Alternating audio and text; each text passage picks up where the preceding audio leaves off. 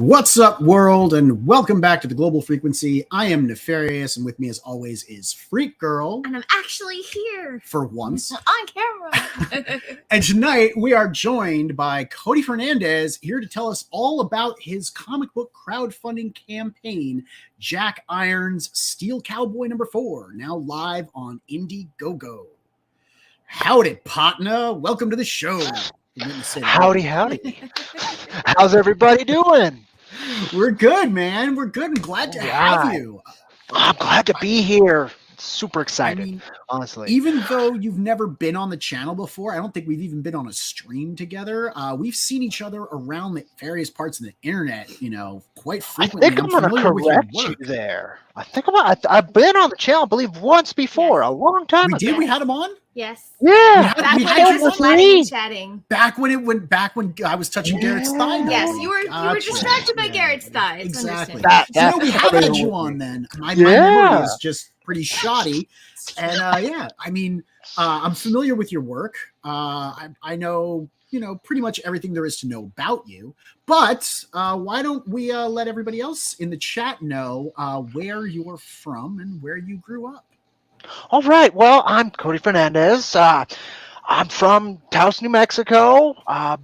Born technically in a town down below because my parents wanted to seek doctor down there. So that's what happened. But I've lived here my whole life.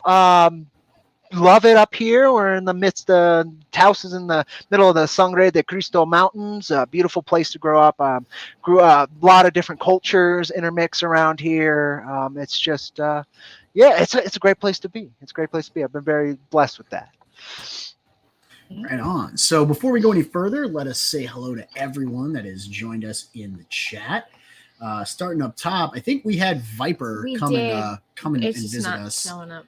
He was first, so Kumari got second, I guess. We got D-Wag in the house. We also have What About? Yes. Do you want to click on the thing, or do you? I thought you were doing. So I thought you're supposed to. I am. You have one job. Yes, and you try and do it. So.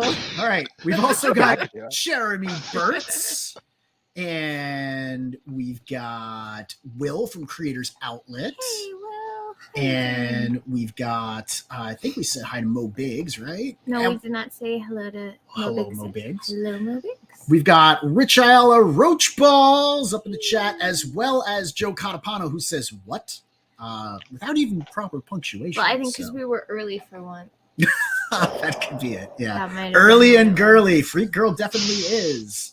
We've also got Mrs. Good Stuff. Thank you so much for dropping by, Mrs. Good Stuff. And Hicks Villain. Hey. What's up, Hicks? Mo Biggs is correcting you. He's been on the channel before, so has his twin brother, Dark. Yeah, I could see the similarity between you and Anthony, right? You just need more bisexual lighting in that man cave. And a Jersey accent. And he needs, that guitar and that husky voice. Frog G. We got Frog. What's up, Frog? And OC Steve. And OC Steve. And 24 Eye. What's up, guys? Thank you so much for coming on. Or coming in. Coming by. Coming. Oh. So, when did you first get interested in comic books? And what kind of comic books did you read when you were growing up? Oh, so that's a fun one. So a lot of people, I think the origin kind of comes from children's books, in all honesty, I think our fascination with that kind of starts with that pairing of illustration and narration, really kind of builds the inclination for it. But honestly, I had I was way more into video games for a long time, but towards high school and such, really, I was looking around for different forms of art, and there's a very specific run that Garth Ennis did with Clayton Crane on Ghostwriter called Ghostwriter Road to Damnation. And that book and its artwork, and then of course Ennis's writing, was just a combination of stuff that I had never found in any other medium, and it was just so up my alley for an angsty teen, right? I mean, I grew up in biker culture too, and then the whole heaven hell dichotomy, all that stuff, when all those emotions and thoughts and ideas are running through your head, it just hit me at the right time. And Crane's art, his digital art was really like revolutionary around that time, and it just was something I'd never seen, and that really started my hook on like, ooh, this medium can do a lot of things no other is doing. I should check that out. And then that led me to other Ennis works, and then Punisher Max. Once I got into that just hooked me on comics for life. And then I moved on to Daredevil, more classic stuff, older Batman stuff. I dug up anything that could have a story I couldn't find anywhere else. And that's what comics has consistently delivered for me, and honestly what the indie scene now has consistently delivered, and I've been so happy to be a part of. Yeah, and he's been great. So you started off with Ghostwriter, who is another character, except supernatural, who rides a flaming hunk of metal, a motorcycle. Is there a particular thing about, like, I don't know, like Lone Ranger style characters that appeals to you? I mean, you liked Punisher, right? Definitely a guy that's seeking vengeance for the murder of his family. You got Daredevil, who strikes down evildoers as a street level hero. So you've seem to have an affinity for these characters who take on, all the odds, one man against many. What is it about that appeals to you? So again, I think that's a root, right? So you'll see influences of old action movies and in particular like spaghetti westerns, Clint Eastwood. That vibe of a grounded, like, it's not someone who is very much human being able to solve these bigger problems is part of the appeal. In Ghost Rider, it's not so much, it's got the supernatural end, but a lot of the dynamics of the character I like with that are very human. The struggle against the inner demon, all of that fun stuff. But really, it's that empowering feeling that, old action movies, righting the wrongs, those revenge stories. Jonah Hex is another big one for me. And I think that really is that personal, individualistic empowerment. I think that's what really, really is why I like it so much. Figure out what you're going to do, kid. Yeah, that dog is adorable. Ever present. I think so too. Force in our lives, a force for good. When Garrett used to be here, he had his dog Jojo, and Jojo would always come and interrupt the streams. We could never be mad at the dog about it. So, why did you start making comics? What led you to the decision to make them yourself? There's a couple factors, but the first one was, and when I started reading comics around the Ghostwriter Road, when I dove into that spectrum, it inspired me because it's like, oh, I can do any kind of art I want here and I don't have to worry. And the other fun thing is I kind of started researching like comics is how there's no rigidity to how they are made.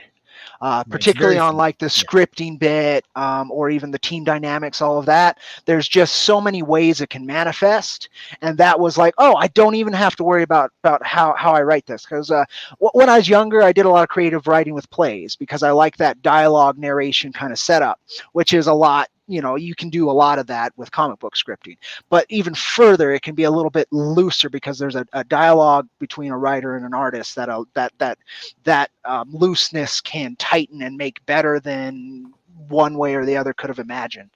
And so I got into it because, I started reading it. I knew that there was just this potential there for me with this lack of rigidity, because I can't stand that in most things. It's just that's probably the other bit about the lone wolf is anti-authority, honestly. But it's that to it, that malleable bit. And I started writing around the time I started reading. Jack's about that old. He's about 16 years for issue 1. The rough script that basically did manifest in 2018 physically, and about 2016 digitally. And I've just haven't looked back because I've just enjoyed the trip so much. So let's say hello to more people that filtered in while we've been talking. There's a bunch. I'm going to try and get them all. We got Collision Bomb. What's up, Collision Bomb? Thank you so much for coming to hang out with us. I think I said hey to Jay Burtz earlier. And we said hi to OC Steve. We have also Great Sage. We have your twin in the chat. Apparently, we have gift in the house. Yeah, we got Phil Diaz up in the chat with us too, hanging out. Thank you so much for coming by. Sumo Thori, of course, a regular. We got Eric the Guapo, also a regular. Joe Catapano, I think I said hi. Joe says Cody's audio and that headset gives me an infomercial vibe. Looking forward to when he pulls out a slap chop. We've also got Hervoye. What's up? Dropping the like. Thank you so much, dude. Thank you so much for coming by. Glad to see you. And we have really Tank Ferris too. We got Tank down at the bottom. Yep. And we got Oz Great Sage. Thank you so much for coming by, Oz. We appreciate reference. It. As Mo Big says, Garrett's dog was named Joe. We will have none of that JoJo degeneracy. All the degeneracy. That's his brand though, right? He's like pseudo weeb. He's a proto weeb because he's a proto hipster. He can't be a weeb. He's got to be like, I was a weeb before weeb was cool. Weeb was never cool, Garrett. You got plenty of experience writing comics, plenty of prior experience. You've been involved in at least 3 other campaigns, 1 through 3. How and when did you get your start? What was the first book that you worked on? I think Jack #1, honestly. So partway through, so I had written like the first 8 scripts of Jack Irons, like when I was a teen, just to get ideas out, think things through, and then just kind of stored them for a little bit. And I'd think on it, I draw here and there, whatever. Not much of an artist, but again, I had to get these ideas down. So whatever form they take, that's what I do. And partway through that experience, I suffered quite a loss in my life, and that put a perspective on things, and it also gave me a small ability to have a little bit of funding, and it was like $500. And me being a naive guy, no idea about comics, I do my research. How do you break into the industry? There's no single way. But you're looking, you're trying to find how do you get involved? And eventually I was like, oh, okay, well, just do it. That's how you get involved. And so I started looking, and I had no idea what page rates were. I had no idea how to find an artist or anything, but I tried a bunch of different places, and eventually I landed on, I would try people off the internet. Before I had social media, I never really wanted to join social media. I just, like, the folks I would connect with, there just was no chemistry or interest, and they didn't have any drive to teach me, or if they didn't think I was handling something correctly, they had no interest in telling me. They just ghost me. And so I was like, okay, well, this isn't going to work. So eventually I was like, you know what? I'll try the locals, because I live northern New Mexico, Santa Fe up, huge artist community. I'm like, there's got to be somebody around here I can actually meet and then kind of figure out and feel it out, at least on a personal level, learn something. So I hit Craigslist. And eventually I got a response from one Maxi Dallo. And he comes up from Argentina here and there. You met Maxi Dallo on Craigslist? Yes. And then we met on Craigslist. We met each other in a McDonald's, him with his portfolio and me with my rough scripts. And we just kind of talked, met each other. I looked at his wonderful watercolor, more kind of children's booky. I don't know how to even describe it. It's beautiful artwork. And we just kind of had a gel there, and he was interested in what I was trying to do. And I guess he really wanted a gig, because again, he did not. The price we were able to make issue #1's line art for, you shouldn't. You really shouldn't. And I've worked very hard to make sure that he never has to do that again. And so far so good. So we hit it off, and we had the vibe, and we met again I think within a week while he was still in town, and he had some rough concepts ready, and we just signed some rough contracts and we went to it, and we haven't stopped. And it's been what, I about still can't get over 6 the fact years that now. You met Maxi Dallo, who's an incredible artist. He really is. He's gotten so good over time. You met him and went out on a date to McDonald's. Where you showed him your unpolished scripts, and he showed you his rough sketches. That sounds like some sort of illicit, behind the Dairy Queen meetup, but I'm just gonna leave it there. There's apparently controversy in the chat that I was saying Weebery was cool. I've never said that. I'm innocent. It's Weeboot 2.0, I tell you. Froggy says we need a release. Oh no. Oh no. That's no. I'm getting kicked from my own stream again. Hail Leandro. Thank you for coming in, bro. I know Jack Irons looks super dope. We also have Immortal Rising comic book with us. I think that's the first time I've seen you on the channel, man. Thank you so much for showing up, joining us, hanging out. It's always nice to see new faces. And we also have Eric Grant. And we got Eric Grant. Hey, man. Send Neff to Weebhab. No, no. I know what you went through in Weebhab. I don't want to go. All right. Biggs needs a replay. He needs to. I just rewind the tape. It was rewind the tape. We were talking about the dog. So is that how you got your start in comic books? You started writing Jack Irons. You met Maxie. All right, cool. Yep. What other stuff and then, have you done? Then he kind of taught me a little. The next part would be like he kind of taught me how to better do a script as well. Like we were both learning at that point. He was just like 2 years younger than me. I think he was like 21. I was 23, and he just kind of started. He would look at the script and he's like, well, this is how I would kind of set it. And that's how he did what I needed, a partner in this kind of crazy endeavor to do. And he helped me learn. And hopefully I've continued to, at the very least, be extremely supportive. But it was just incredible. Just incredible. No, Hus, no. I don't want to go to Weebhab. I'm innocent, I swear. I'm waiting for that verdict for Mo. Leandro says, so is there a catch-up tier for the Jack Irons series? I truly enjoy the Twitter post and animated Twitter posts for Jack Irons. There is. It's on the campaign page, and we're going to be talking about that just in a minute. You can get all of them, 1 through 4, and I think it's like $45, which is a great deal because issue 4 by itself, 48 pages, mind you, is $20. So one issue, 48 pages, $20. All 4 issues for $45. That is an insanely good deal. I mean, I still don't know exactly how many pages issues 1 and 2 were. I don't really count. I just read. And bro, I have read Jack Irons. I love this book. It is so good, and it does grow in leaps and bounds. Dean is advocating for something awful that needs to be censored. We got Eric in the chat. What's up, Brian Budvitas? Thank you so much for coming by, saying hi, hanging out. We got Nicholas Demon Hunter Raven up in the chat with us, and it's his official channel or something. It sounds really cool, but it's I don't know. Dilp. I don't know what that means. I don't either. These deals are stop. These deals are hot. Hop on this one. You will not be disappointed. It is true. I was trying to say that Mo Biggs is rendering a verdict. Shit, he is.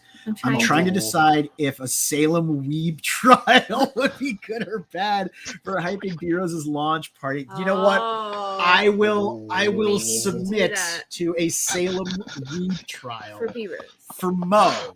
And for B-Rose. I will stand there as the accused and hang my head in shame and plead my innocence before you set me on fire for the gross crime of illicit weebery. And D-Rag has... Dog I'd Like to Pet. Yeah, I got it. Words. DILF. Yeah. That makes sense. DILF. Now I get it, yeah. So how long have you been working on Jack? Have you been working on it since you wrote those first 8 scripts and it's just about 16 years at this point. I guess this year would be 17 years. I'm at time. I'm stubborn, and that was the idea I needed and continue to need to get out. So I'm happy with that. But yeah, that's been about what it is. Better part of 2 decades. Nick says, Jack Irons is such a well-written story. Cody keeps pushing his craft and shows he is a true master of the art with each issue. I gotta agree. I gotta say Jack Irons is one of the better written comics out there. Certainly also better drawn. I'm a sucker for Maxie's art. I love that gestural style, that Daniel Warren Johnson. I know you gotta mark it down. We gotta take a shot, right? Yeah. Because he really does capture the essence. We're of scrolling through the campaign. I was like, God damn, man. We'll bring it up later, but he does a little bit of Miller too, if you notice, and it's really nice when he does. Throwing that color, it's crazy. The color, and it's just great. I know Phil Diaz has worked with him too, and as has Adam Lawson. Yeah. And he really brings such great talent. I know I'm going to gush about your art. I would love to gush about the story, but I don't know how much you want me to give away. So why don't you tell me, can you catch us up on the events of issues 1, 2, and 3 without spoiling too much, and tell us about the world of Jack Irons? I think I can. So the elevator pitch is a reincarnated immortal seeks freedom and purpose in galactic Armageddon. That kind of covers the whole thing. But if you want specifics, issue 1, I tried to introduce you to his mind, how he thinks, what he's going through, the character. Issue 2, I tried to introduce you to the world that's transpired around him. And issue 3, I tried to introduce you to the history and the relationships and what will spur his journey. Really, the Ironverse comics, our entire imprint, which is quite a few titles. We actually have a free-to-read manga as well that takes place in the same universe about 20 years later called Cactus Coyote. That's through our site, ironversecomics.com. You can also check out our work for free on ironversecomics.com. Issue number 1's up there through Global Comics completely free if anybody just wants to read the digital, see if it's for them. Really, it was like the first one really talks about his human tragedy and how he works, and then kind of shows you a little bit of his capability, and then kind of walks away and sees if you're interested. 2 is he's just kind of sitting there, a little bit of wallowing, but you can see why, and that justification of it, and the thought processes behind it, and the big concept behind Ironverse Comics, which is these 4 horsemen. Manifested thought forms from our deepest, darkest reaches that actually seek to only perpetuate themselves. And that's what kind of builds the world, and then the galaxy, and honestly the universe around Ironverse Comics is those 4 demons' wills and the universe's reaction to them. They're kind of, in the esoteric sense, you can call them demons because they're a manifested thought form. They're something that doesn't exist, that is acting corporeally. But to be honest, they are physical. Like a lot of demons, the concept in a lot of esoteric knowledge are not so physical. These things are quite physical. They have a being, they have a thought, they have physical actions, right? They're manifestations with their own individual motivations. Yeah, it could almost be, Yes, it could almost be almost like a lot of Cthulhu mythos too, where it can take a physical form from another realm. It's that kind of extra dimensional beings, you could also call them, but they have a singular source, but they manifest in many different forms. And in Jack Irons right now, we're just seeing the forms that manifested on Earth, but there's much greater forms among the galaxy, and that's what kind of shapes the galactic politics that shape Earth, and then the greater story we're trying to tell in all of Ironverse. But with Jack Irons, the main thing is just seeing how humanity deals with these things that they've created. The monsters they helped create, and that's kind of what it is with people might understand Jack a little bit better because it came out of watching what humanity has done, all of the things. Jack is a character who's supposed to be representation. The reincarnation part is so that he's lived many lives, he's seen many atrocities, he knows the human history, he's a representation of the human soul, and how we move forward with that, because he cannot move on from it physically, he can't die. That's the immortal angle. And that was me as a kid, right? It was having all of this new weight, all this new burden placed upon somebody with all this new knowledge and such.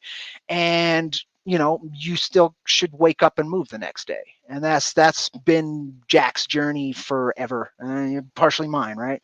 And that's kind of what all of it spawns. And we've worked through a lot of it, and now we're on to the more adventurous part of the deal, right? When you've got that bravery hitch, now what are you going to do with it? And that's what number 4 starts. Gotcha. So let's say hi real quick to Lord Crackhead hopping in. Crack pack up in the chat, smoking cracker a day. Bow. We also got B Rose coming in, and I think I also saw Metal Movies and Brewskis, Butch Cleaver. Yes, thank you so much for coming in, hanging out. Can't wait for these books. Yeah, these books are great. I think they're still debating whether or not they should put me on trial for crimes against comics and gross weepery. And Leandro the baby sock epoch. Oh, no. Nice. Oh, that was a good one.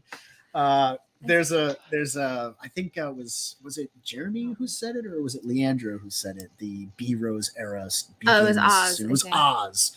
Oz Great Sage had a nice. That tomorrow starts the B Rose era, because B Rose is launching tomorrow. It's launching Sarah Bum, highly anticipated, long awaited, well overdue book that B Rose has been working on. And we got Shadowpunk up in the chat as well. Hey, Shadowpunk, thank you so much for hanging out. And this Leandro was saying that the book oozes entertaining fun with awesome large game-sized villains. It's so cool. Definitely cool. I agree. I mean, I think everybody here is really vibing on this book. So Jack is the antagonist. These demons are Jack is the protagonist. These demons are the antagonists. What's really the central conflict, and what are the stakes? Is this like a universe or galactic ending battle? If the forces of evil triumph, then the universe is doomed. What's the deal? So there's a light stalemate at the beginning in the galaxy. So these creatures are manifested creatures, demons, whatever you want to call them, these thought forms.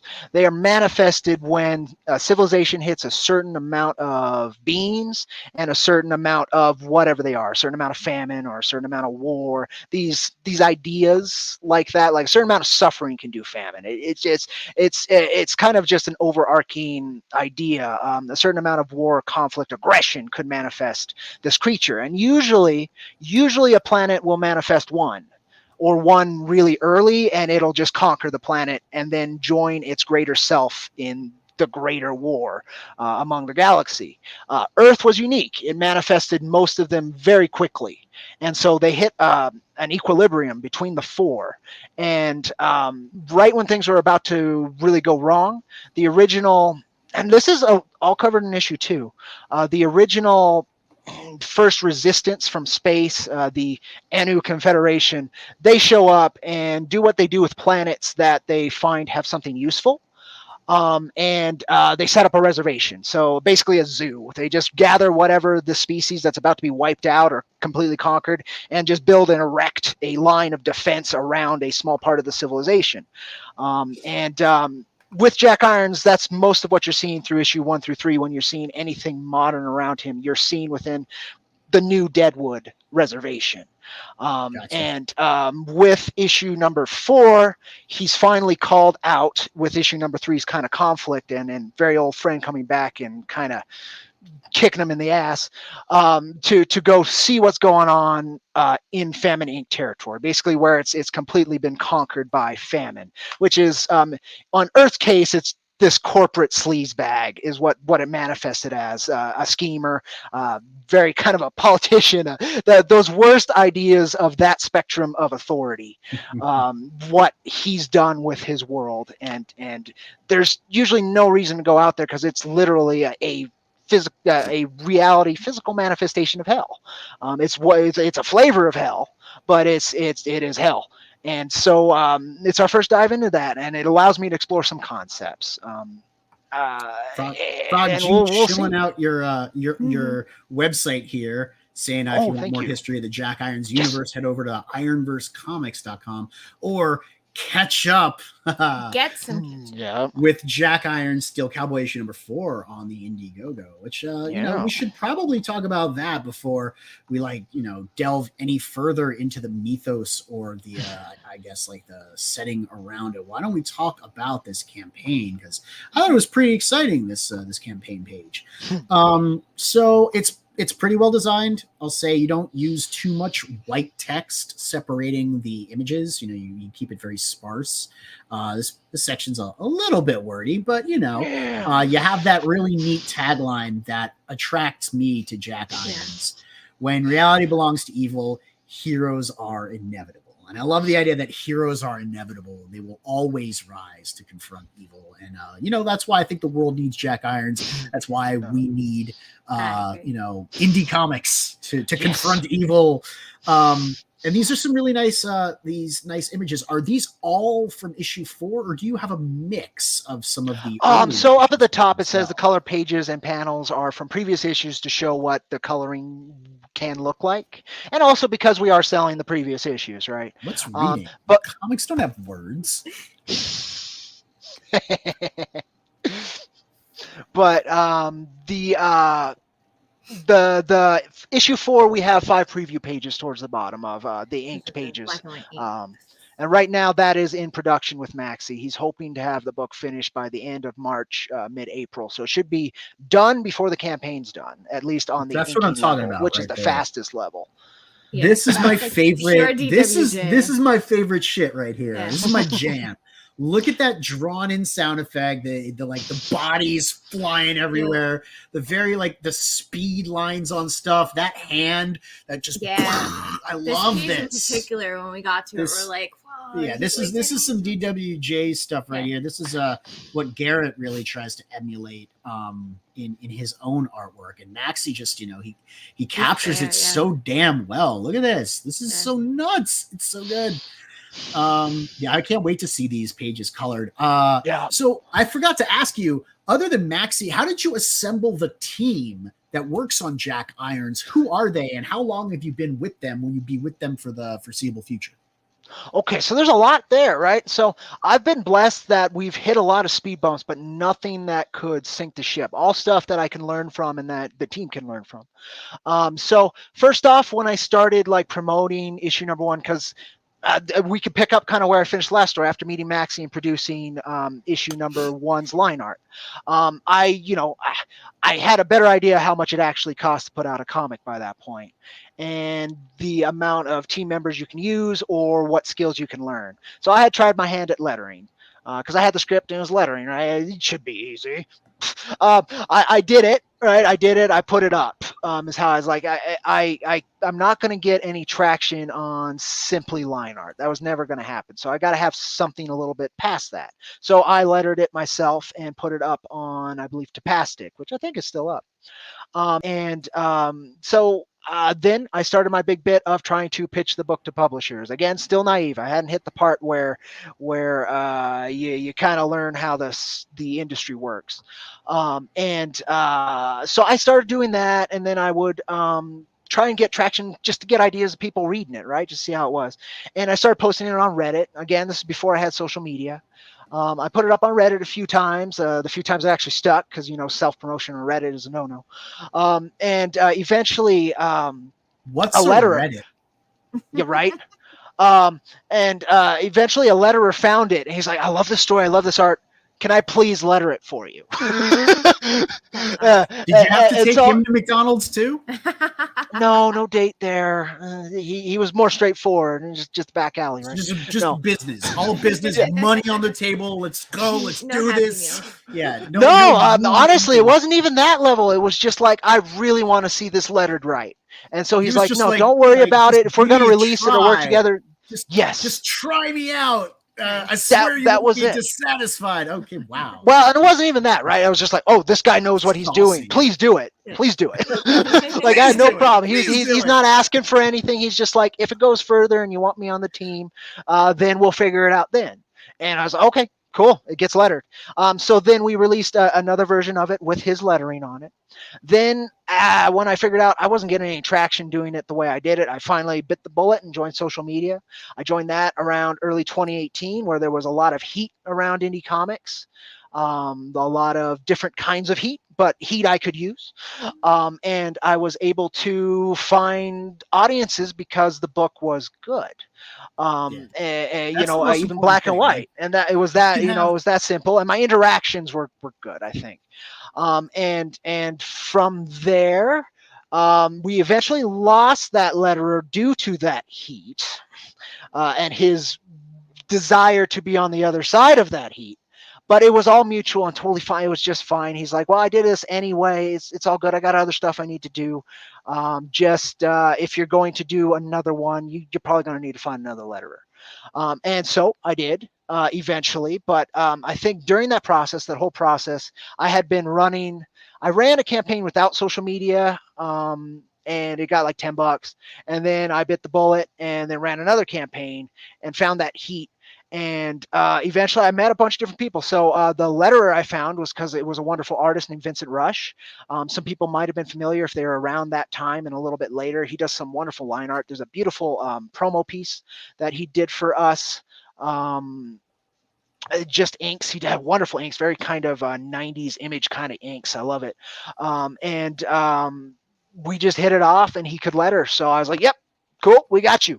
And then after a while, Matthias Laborde, he saw our work and he just wanted to color a page. And he colored a page and showed it to us. And I was like, dude, do you want to color the book? And he was on board. So he's the colorist in issue number 1.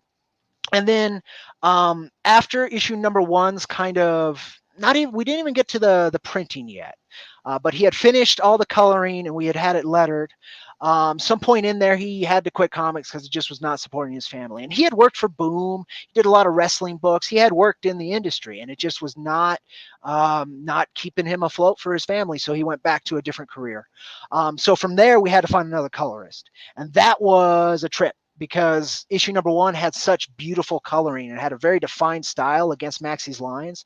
Maxi, he's never a fan of how I want the books colored, which is kind of funny. We always find a mid ground because I like the brighter colors against his griminess. I think it just has this great feeling to it. He wants Mike Spicer.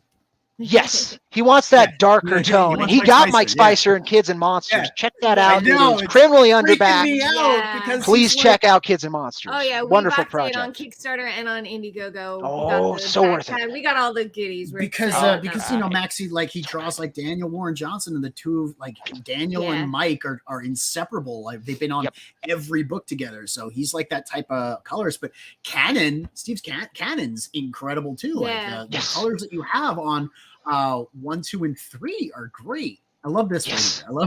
I love the pipe with like the death. Like you just shot the pipe, it's dying. That's Maxi. That's storytelling with the imagery right there. Yeah, it is. It's really great. That's the bit too. So we lost Matthias, and then we went through like 4 different like trial pages with other colorists, and there was none that Maxi and I could really agree upon. So then Maxi kind of dove into his end of the spectrum and found Steve, and he's like, get a hold of this guy, see what he can do.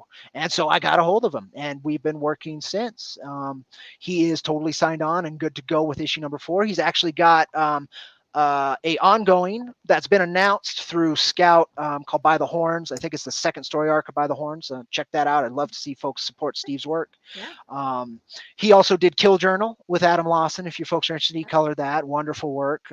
I have a short in there, and then of course Maxi had a short too. It was really neat of Adam to bring the whole group there. That was very cool. And all the books from this year just laying everywhere. So good. So from there, like, that's been the dynamic I've loved so far, and we've been able to stick together. Vince is up for lettering the next one, and his lettering's a little understated because he's not like a letterer first and foremost. He is a line artist and an inker, but I think it does its job very well. Mainly because also we don't like busy lettering. We don't have too many causes for it. That's why you see like Maxi actually do the hand drawn lettering for like sound effects when he really wants that in there. Oh yeah. Yep. But yeah, so I mean, that's the teams worked great together so far, and I am so excited to continue as long as they're up for the journey. We just gotta, and that's been, as you've seen our campaigns go, the goals have gotten up higher because we refuse to maintain a page rate for these folks. We're gonna up them every go. That's just how it goes. And so far, I think we are up above industry standard on everybody, and I'm so incredibly grateful that the community. I mean, has industry been willing standard to, is not. I where it know used to Yeah. be. it's not saying anything, but it's It is if you look low, at dude. it, I mean, I've talked to some industry writers and artists, like specifically the writers. They do not get paid well, and like background artists and fill artists, they get paid like dog food. But even like the starting new artists that are getting involved, they don't get paid super well either. The vets, the names, the draws, they still make good money, but like for that's like the veneer. That's like the window dressing and the storefront, the foundation and everything behind it that makes the sausage every day. They get paid like trash, man. And it's disappointing. Why are these two guys smiling when they're about to get blown up? So if people have read issue number 3, this is when they had met and kind of figured out that they're both immortal. So now they're just like, can we die? And that's what they're doing. They're like, I bet. So Jack in that panel is saying, I bet you $50 this doesn't do it. And then Tracker's like, I don't play your games, Jack. You never lose. And that's that panel. And of course they're fine. Aaron and Ape up in the house. Thank you so much for coming in. I can't wait to see you do a review of Jack Irons, Ape. Ape's reviews are amazing. They're fantastic. They're so good. I'd love to see They're that. very entertaining. They're very enjoyable. Mo says, my team lives like kings on exposure. It's true. It's a currency. Mo has minted it. There's also one other Mo comment coin that I want to highlight that I put up before, but I want to make sure I say thank you to Immortal Rising Comic Book Contribution ID 43. Yeah! Thank you. Awesome. Hope you enjoy your jump into our little galactic Armageddon. Really do. Absolutely. You've already got, I think 1 through 3 are printed, right? You did a campaign for 1 through 3 that pulled in $14,000. So 1 through 3 are all done. We're just trying to get 4 pushed out, so that it can join the family. How many of these are written? You said that you were working on 8 scripts. Is that the full arc of Jack Irons? You have 8 issues to tell in this story? Or so as I've learned and actually been in the industry, I axed all those scripts basically. Issue 1 is the only one that's close to what I had originally written. Once we got reviews and ideas and I actually was involved, right, and part of this, and I could learn something, I had a method to learn, I've tried to grow each go. So I've rewritten like a good chunk of 2 is parts of issue 2 that I wrote a long time ago. Very little issue 3 is part of back then. Issue 4 is clean slate. And I think everything's been improving since then, because again, I've have experience. I've read more books. I've seen different talents and how they approach different types of storytelling. And I feel the love in the room. He says, "Love Cody." Oh, well, you know what? He said he loves the show. He didn't say he loved me. He said he loved the show, but still, That's another book to check out, folks. Girl with the Mega Fists is live on Kickstarter right now. If that's your bag, it very, very dedicated talent with a lot of history of making great books. So is Marlum. I mean, that's the thing that, Raiden Radio's up in the chat. He's got his book out. B-Rose is launching his tomorrow. The thing is, like, this community that we're a part of, this network, I like to call it, because that's really what it is. It's contacts and people that, you work with, you associate with, have professional relationships with. Everyone here is a creator. In some capacity for the most part. And if you're not a creator, you're a fan, and you're a fan to the degree of knowing what the books are and knowing what the quality is like and knowing that kind of stuff. So when we talk and when we hang out, it's all people who are kind of familiar with what it is we do. So there's like a real sense of understanding amongst all these people. Miss H says, guys, what number am I? Maybe guess what number I am. Oh, she's probably number 1. You're number 1. She's gotta be number 1. She's gotta be the super fan. Yeah. I'm not sure. Sumo backer number 45 got the catch-up tier and pinups. Is that the Illustrator Monk pinup? Yeah, we got that dude, too. That so Illustrator good. Monk is so good. There's a set of 3 pinups, I think. So maybe yes. Is there any place I can get pinups from the earlier campaigns? They exist, and they've been sitting, and there's a logistic issue that I still need to work out. My hope and my goal has been every campaign to offer those pinups as like, that's for this campaign. We're not going to reprint them. We're not going to do anything else with them. Sometimes they might end up on merch if I'm looking to try it, but that's not too common. What we tend to do is hold on to them, and like the original plan was that would be then we would offload that inventory during conventions where it's personal and I can sign it or whatever's going on, and then that's that extra personal connection, and that way it doesn't feel like so much reused content as much as just another level to use the content. Right. So at the moment, no. I think if you want the other Illustrator Monk pinup, we do actually have that offered on ironversecomics.com in 11x17, I think, right now. Ooh, but I think that's the only pinup we have offered as like a pinup, an actual paper pinup. Now, once upon a time, you had metal cards that Phoenix made out of that Illustrator Monk female Jack pinup. Yes. How do you get your hands on one of those, or do I have to track someone down and murder them? Snuff out a life? If you backed issue number 3, which I'm certain you did, and you did not receive a card, please get a hold of me, because I had to, like, that was all on my end, and that was a weird thing to deal with. But I got them out around the world, so if you're missing one, just get a hold of me, and you totally are owned a signed metal card. So, yeah, please. I also forgot to say, I'm remiss. I did not say hello to Neostar. Thank you for showing up, Rising Man. Glad to have you, as well as Miss H and Tyler. I know I did read their comments, but I would be remiss if I did not greet them personally for showing up. Thank you so much for hanging out with us this fine Monday night. Yeah, she's number 1. Absolutely. It does feel good to get that number 1. It does, doesn't it? I got number 1 on Cobalt twice in a row. Yeah, issue 1 and issue 2. Yeah, man. I got to keep that up. So what inspired you to do a space Western? You did say that this is a fairly niche genre at one point. I'll agree. Sci-fi space Western, not very common. Eclectic and exciting, certainly, especially with the quality that you're doing it. But what inspired you to do a space Western? Well, so what it is, like, I call it's a science fiction fantasy Western, post-apocalyptic science fiction fantasy Western. Western is the lowest totem pole on there. It's the dressing. But he's got a hat. Well, that's the bit, right? And he's got the Marlboro Man bit, right? But at the end of the day, the stories we're telling has a little bit of that, because it's the man with no name. It's the unknown character coming in and solving things.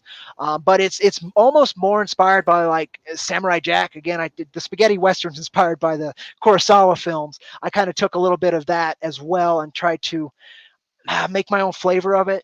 And that's a huge influence on Jack Irons and Samurai Jack. Not only in the name, I chose the name because of the history and folklore, that folk hero kind of feel to it, but also because of Samurai Jack. It was another being that took lessons from many different cultures to face a great evil. And that's Jack Irons, same thing.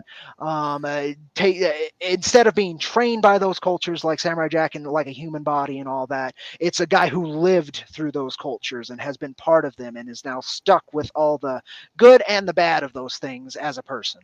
And finally, in issue 4, we're moving to oppose it. He did little things. He was a bootlegger for a little bit. He'd do little things, but he was never doing something as grand as really facing this darkness because it was too close to home. So Leandro's paying you a very big compliment. This series looks hella fun and original, more so than any other book released today. Not trolling, it may be good, but Cody's testimony on JI convinced me. Over 10,000 Let's Go Western is American mythology. I completely agree. Like, that's why we've got famous cowboy stories.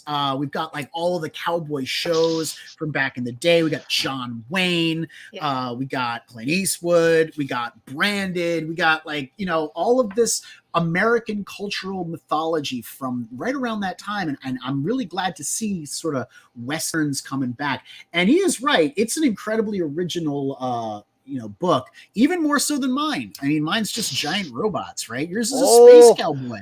I was hoping you'd bring up Mavericks. Literally, Mavericks is a phenomenal book in my opinion. I poured my soul into it. So I worked really hard. I know there are things to tweak, and number 2 will be even better. But as far as originality is concerned, you have robot horses. You know what I mean? Like Mo said it, there's only one. Galaxy Rangers had IP. robot horses. Exactly. Bravestar had a cyborg Bravestar, horse. Yeah. My chair is dying. Both of which I didn't learn about till I started marketing Jack Irons, which was funny. A lot of people was like, "Did you take influence from this?" Like, no, but I could see you saying that. So sure, I'm going to look into that now. Metal Movies and Brewski says, I wonder if Jack has 2 irons. Does he dual wield, or is he a single gun kind of guy? So Maxie's done him as single wielding, but he can dual wield. There's a man with a lot of history and stuff. You'll see him barely touch his capabilities in issue 3, like barely touch it against Tracker. And in issue 4, you can see how little he actually has to use them. That's the big thing, is he doesn't need to yet. He could very well down the line, but at the moment, just 1 6-gun's all he needs to solve any problem. I mean, he is and even that's usually too much. He doesn't even need that most of the time. Most of the time, he's just smoking that pipe. And in issue 1, dude, the way he takes down that guy in the bar, guys, do me a favor. Just go get the free comic on the website. Just go grab the PDF of issue 1. It's awesome. It really is. And that'll belie any doubts that you may have of picking up the catch-up tier, because getting the opportunity to get 1 through what? Keep going. Getting the opportunity to get 1 through 4 in a catch-up tier like this is super great. We don't have things that have 4 issues out these days that still offer the first issue. And that's kind of what I'm driving at here. You'll get 3 and 4, but if you didn't get 1 and 2, then you're SOL. The fact that Cody still got these and he's printing them out and he's including them for $45 for comics? What? All right, I got a question. How many pages are issues 1, 2, and 3? Just to great question. So printed, issue 1 is 32 pages printed, 24 story. Issue 2, which has started our standard of what we're doing, is 48 pages, 32 story, 16, which are sometimes fan art gallery, sometimes concept art, sometimes an extra page from the community, sometimes the pinups. We tend to fill out those pages with just what we feel we want to show for that issue. So issue 2 was a lot of concept, and then some of the pinups, and then we had, I think, 1 bonus page. And then issue 3 had 2 bonus comics, one that was unlettered that showed the origins of Kitty McIntyre, and then another one which was a contest winner for how do you kill an immortal. It was our Tracker How Do You Kill an Immortal contest, and Sipic Saint won that. It's a wonderful piece where he tries to bind Jack in some occult tentacle stuff. We're not weaving it out. Weeby tentacles, but Cthulhu tentacles. And he wrote the lettering he did and the story and how he introduces that. It's just wonderful page, just great. And I was so proud to print that in there. Issue 4, I have a reprint of a short story I wrote that was published by Ascan Publishing a while back that I'm excited to reprint because it has to do with the whole vibe of Famine Inc.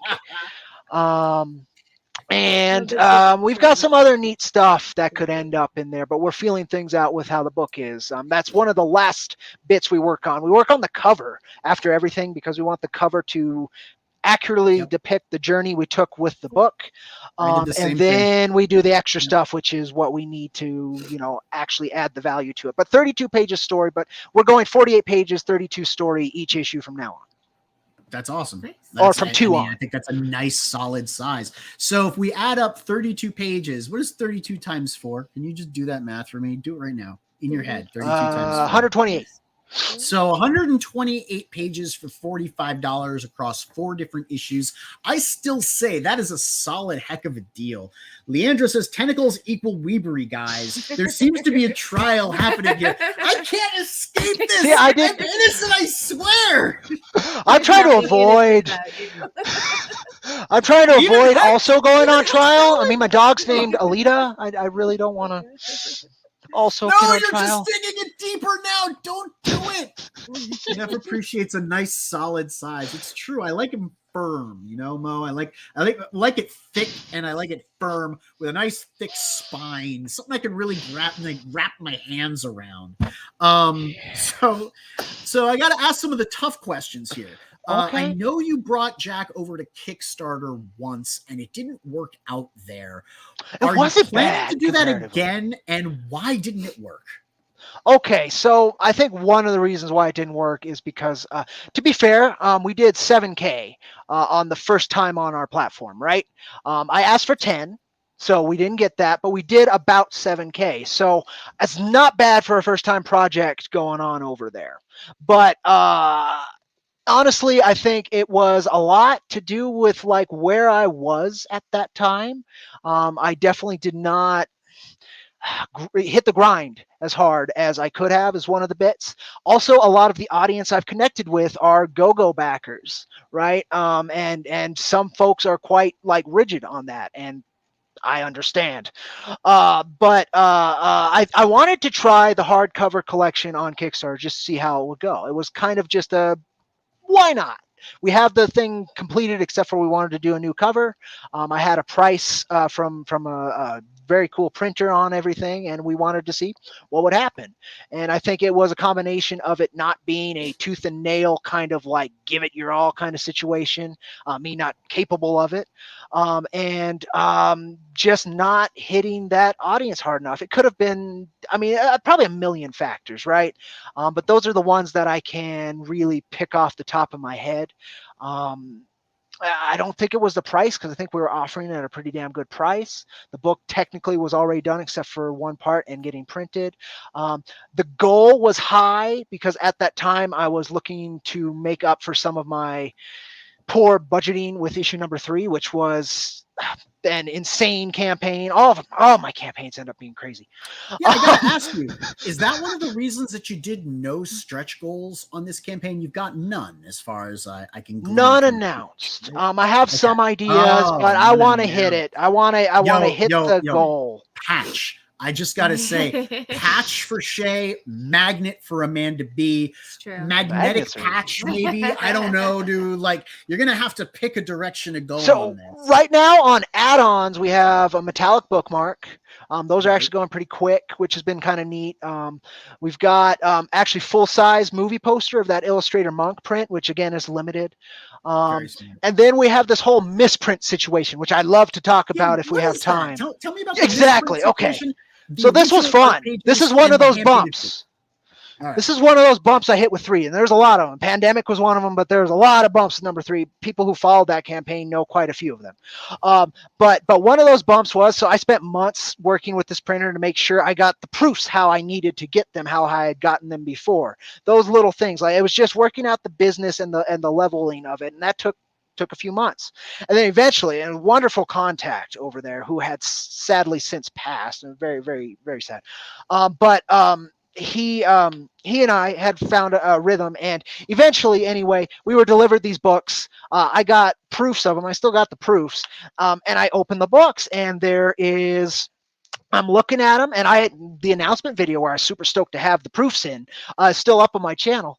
And then I later looked at them and actually took the time and had the I don't know, the cool down from having these new books in hand, right? And I could actually look at them with a cold gaze, and I brought up my other previous prints and I looked at them next to next, and I noticed the colors are a little off. Okay. And then I kept going, and I was like, oh, the ink's just a little, the word would be, it's kind of like smudge, but it's not quite, because like it's all the blacks were just a little looser, like pixel wise or something. It's just a little off. Everything's readable, right, and all that. And then the worst bit was I would get to the back half of the book, and there was different books had different levels of it, but there were small creases through the back half, like the roller had done this, and then it was kind of like printing like that, against the roller in the corners here. something like that. Very light creases. You don't really like notice them. It's not like this big thing. Like, again, I didn't notice it until I was really sitting with them and going through them. But you know, we had printed 1,500 books, and that's how we got them. So me and my contacts at printer weren't having that. So eventually we got that solved, and we were shipping the books back, and we got the new books in. Beautiful new books, and that's what you're ordering, unless you're ordering the misprint tier. We were trying to send them back, and then the shipping company, like, instead of delivering them back to the printer so that they could shred them, burn them, whatever, just so that they don't set a standard where you can maybe make this argument all the time, right? It's just kind of business with the printer. And they shipped them back to where we shipped them from. So the printer had to talk to the shipping company, and I'm assuming that just was a headache, trying to figure out how to get the books back to where they're supposed to go. So there's like, just keep them, So we have 1,500 just readable, completely readable copies, but they're just sitting there, right? And so I was like, well, that's just free books, and that's what my contact's like. Well, you can sell them, burn them, do whatever the hell you want with them. I was like, okay, cool. All right, we can do something. Oh, too soon. So we thought of donating them. We have through Wicked Publishing, and there's another creator under there who works with youth and juvenile detention facilities, things like that. He's getting his book, I think, give out the through comics there. to the kids in prison. Yeah. Well, Yeah. I mean, for People who need stuff to read, right? That's the bit. And so that hasn't gone through Jack, and I'm like, well, dude, it's probably not going to work with Jack. I told him that again and again and again, because it's anti-authoritarian. It's adult in some ways, not in like the really heavy ways, not even in language very heavy, but you know, it's got gore and violence, and again, it's anti-authoritarian. That's kind of the last thing you want to give. But he God bless him, he tries anyway. But his book is much more like set for that, and I really hope it goes through on for him on that. But so we're just sitting these, and I'm like, well, if people want cheap books, we can offer those. So I think right now at $9 you can get a copy of each of the misprints as an add-on. And then we have a bulk tier that's like 5 of them, 5 of each book for $45. And all of that, of course, is profit for us. And it's just a way to, if you have the ability to really, you know, help us offload these books, get some readable copies for yourself or whoever, and help us out like at the highest level, because these were free books for us. That's the most profit we're going to make. Eric apparently has eyewitness testimony. Oh no! That I'm so screwed. I need a good lawyer. It is live now. Guys, go check out Eric's channel. He also did a review recently. It was really good. I forgot whose review it was. Oh yeah, we were just watching it. Yeah. Fudge. Eric, whose book did you review? I remember. Yeah, we just watched it. I just can't remember. Yesterday. No, it was yesterday. While we were eating breakfast. Yesterday. We were watching we got Julius Freeman Comics up in the house. Hey, we also have Delicate Art. Hey, Delicate. It was Dale Walker. That's right. I remember now. He was saying that Stefan should probably get like a slight redesign to separate him from the background. And I was like, well, maybe we just change the color palette in the background from colder blues to more like sickly greens, and I'll have them stand out more. I watched it, man. I thought it was good. See, I'm trying to compliment you so you'll take down the weeb. No, I think you're in trouble. Oh yeah, I'm probably screwed. So we got a standee, we got original art pages. Now I wanted to ask you, what is the difference between the small A4 and the large A3 art page? They're both original art pages. Why are they different sizes? So as you can see on the page, there's 2 next to each other. That's just how Maxie's working. He's working some pages on smaller A4 size comic paper, and he's doing some on A4 size comic paper. And so you can see them next to each other. That's page 4 and page 1 next to each other. So page 1 is fight scenes, guys. A3. Page 4 is the fight scenes. Go get you some of one. It's the fight scenes. I know, because I worked with Garrett and we switched over to do physical media on the larger pages, because you need a bigger scope to really see what you're doing when you're staging the comic page with the panels and the action. You need to really be able to look and see and feel the whole thing, right? Mo's gonna hit me with that. I think he's also being Maxie is being economical with the ink, right? You can see page 4, it's a lot more ink on the page, so if he does that smaller, it's a little bit cheaper on him. That's fair. Hail, Leandro. Thank you so much, bro. I really appreciate that shout out. That's some really special love that you're getting right there. He's super chatting on Ethan's large super chat. He typically may even bring up the page if you ask. Feel out the stream when it's just him and maybe give it a go. Mo Big says, why do they come in different sizes? Now Neff is starting to sound like Bancroft on the dong draw stream last night. Yeah, did he wind up ever drawing the dong? I know it was a debate. I didn't get to watch it last night. I was dealing with printer bullshit all day today. Talk about having printer issues. All right, so you got 2 different sized art tiers, and you got this hand painted figure because you're a masochist and you want to do 3D printed figures that you hand paint. Yes. I know miniature painting, man. I do miniature painting, and you've got like 1, 2, 3, at least 4 colors on this plus accents. Yeah, you're having a great time painting these, I'm sure. I did all the painting, so I took a long time to get to there because I was in quite a long period of grief. So sitting down and focusing on like something like that artistically, really good for you. You should do it, but it's difficult. So what I ended up doing was streaming it, and that's how I got it done. So if folks are interested to watch me do that, and about, I think, per piece, I did the first one just by itself to feel it out and all that, and that's mine. It's still behind me, just so I could kind of see how I wanted to do the colors and mix everything. And then from there, I did the assembly line like you do with most like wargaming painting. I'm 40K guy, so I've done that a lot. Who do you play? Space Wolves, Orcs, Dark Angels, and I did Crimson Fist for a little bit, but I sadly had to watch sell that. The viewer numbers are just going to plummet now. Whenever you start talking to Warhammer 40K, it goes from like 20 to 2. I'm just not as sexy as Kevel, where it'll just jump right up. Oh yeah, we're down to 16. Yeah, I guess that's pretty much everything that I wanted to cover. I did want to ask you, what are your plans for the future? We're going to try and push this book as hard as we can. 13.5, I think, is going to be a tough goal to get to. But I think if you're active, since you got, over 50 days, you've only been live for a few. If we hound that total, we might be able to make it. What are your plans for the future? I know some people don't like talking about it, but what if it doesn't fund? Oh, so with Maxi, this was his choice. I would never ask him to do this. He wanted to do the book right away because he knows I'm going to stick with it and that it will get out. And that's the period. This is the time period where he has to work on it because all of our team is in demand and I love it. So I'm just going to run it again with a, hopefully I will have paid for some more pages myself. So the goal will go down a little bit. Right. And that's the go at it. That's the grind. My hope is, of course, we don't do that. Yeah, exactly. That's the bit. Towards the next one, and we can all get it sooner because we're going to get it eventually. Because paper shortages and printers don't know what they're doing. They don't right now. I've heard so many like negative stories right now. Real quick before we get out of here, a lot of people are talking about the future of crowdfunding and where we're going to be crowdfunding. You have your own website where you host your back catalog, Jack Burns Comics. Do you think that's a direction that most creators should be going? What about Patreon, some fan subscription service like Maker Support or Substack?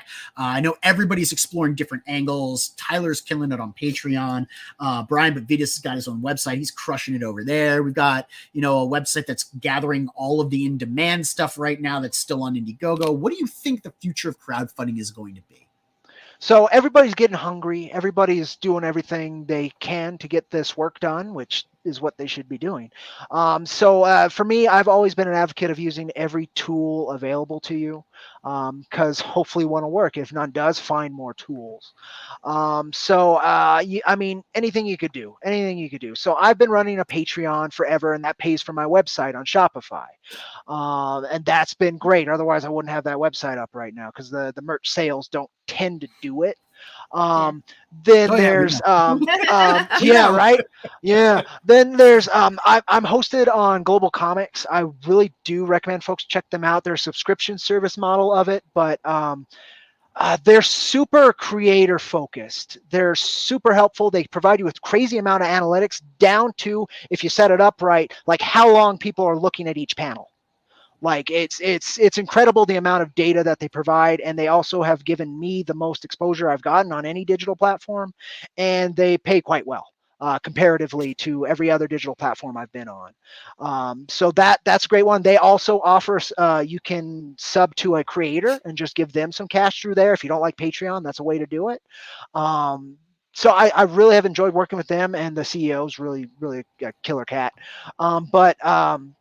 I mean, anything you can do. Again, I've never been somebody who says you should just stick to one thing because it's working. I think even if it is working, you should be doing everything you can, because as things grow and everybody gets hungrier, you're going to need more ways to stand out or more ways to connect to different audiences that still want your work but don't want it here or don't want it there. And so just any way you can reach anybody is what I think we're gonna be doing for just probably ever spaghetti, at this point. See what sticks, Yep. right? Yep. You just like to throw spaghetti. I do like to throw spaghetti. It's a lot of fun. All right, so there is one last question from the chat.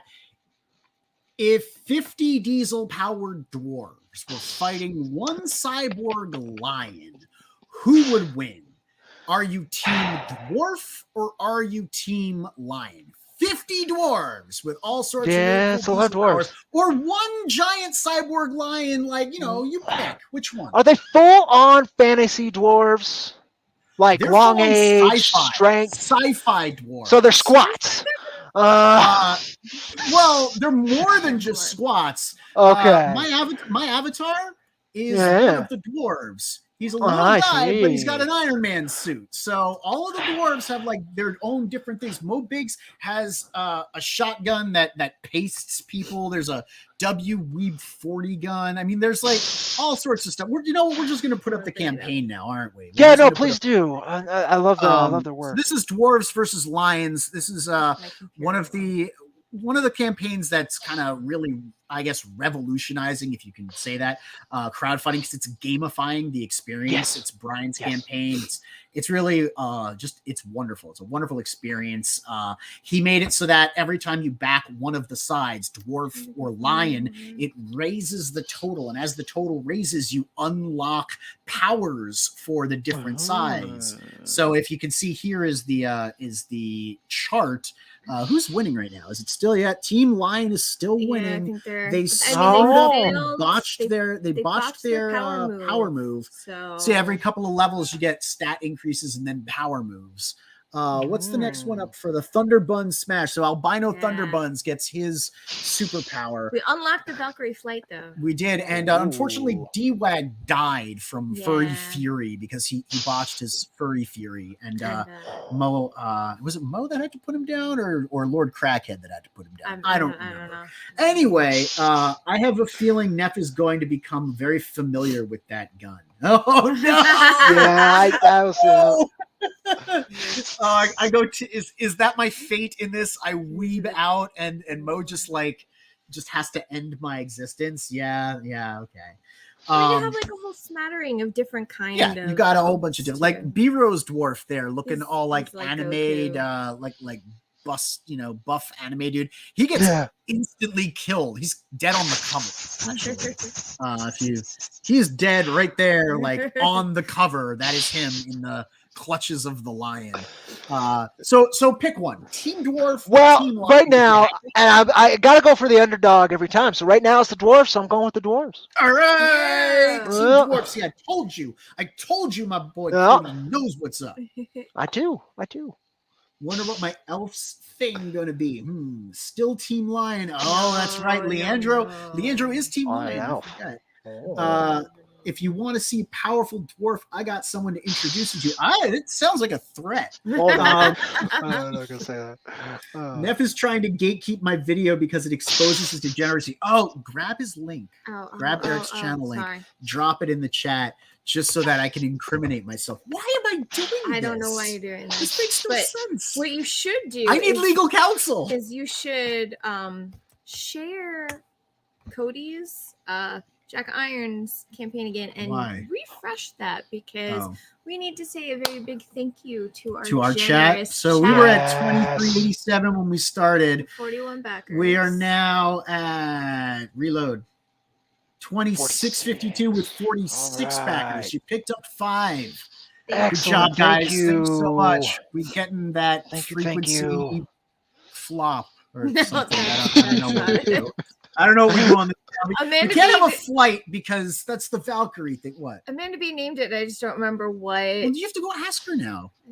Oh, see, Frog G is already there. Look. He's Yep. putting See it that? in. Oh, thanks, Frog. Thanks a lot. Johnny on Really the spot. appreciate it. That's great. That's fantastic. it. Don't go watch that. Cody has chosen wisely. Apparently so.